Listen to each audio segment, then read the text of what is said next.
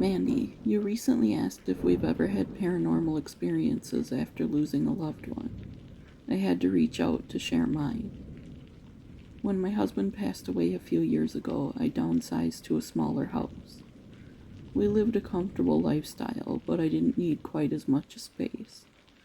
Our kids are all grown with kids of their own, so I chose a 3-bedroom.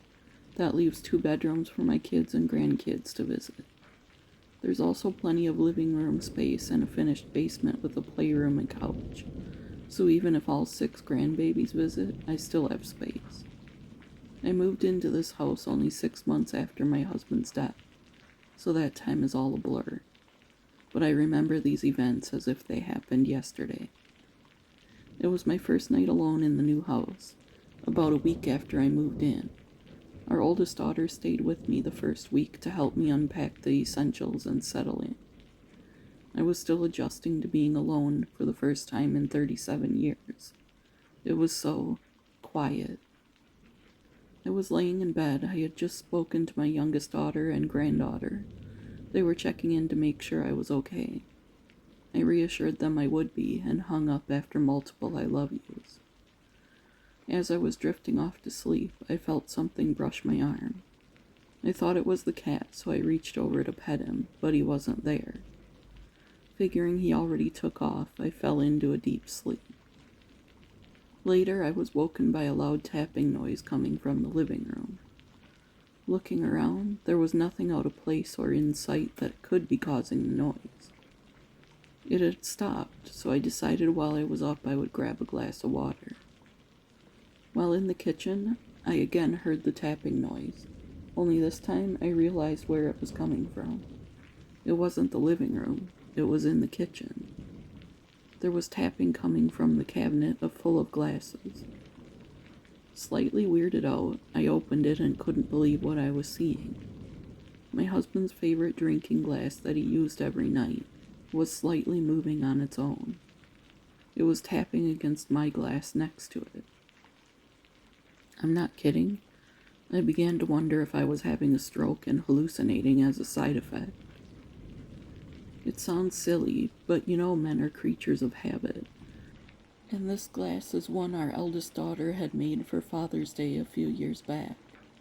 It was laser etched with the word Grandpa and her first baby's teeny handprint underneath. It was his favorite glass and he used it for everything. I would have to pry it out of his hands to wash it when it needed a good scrubbing.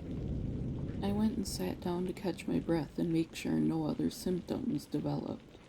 I'm not kidding, I was convinced I was having a stroke or had suddenly become schizophrenic. I grabbed my glass of water and went to shut the cupboard. But again, the glass ever so slightly moved and clanked into the one beside it. I know this sounds crazy, but I grabbed it up and filled it with water. My husband couldn't sleep most nights near the end of his life. The cancer treatments kept him awake and he was constantly getting up to get water. So perhaps doing this helped me feel a little closer to him in the moment. I'm not exactly sure why I did it. I retreated back to my room and eventually fell asleep, replaying fond memories of him in my mind. The rest of the night was peaceful. I woke up the next day as rested as I ever do. I went about my day as usual and quickly pushed the events of the previous night out of my mind as I was paying bills and unpacking the few boxes left. As I was about to lie down for a nap, the TV came on its own. It didn't just come on, it was on a rerun of Night Court, my husband's favorite show. That's when I couldn't deny it anymore.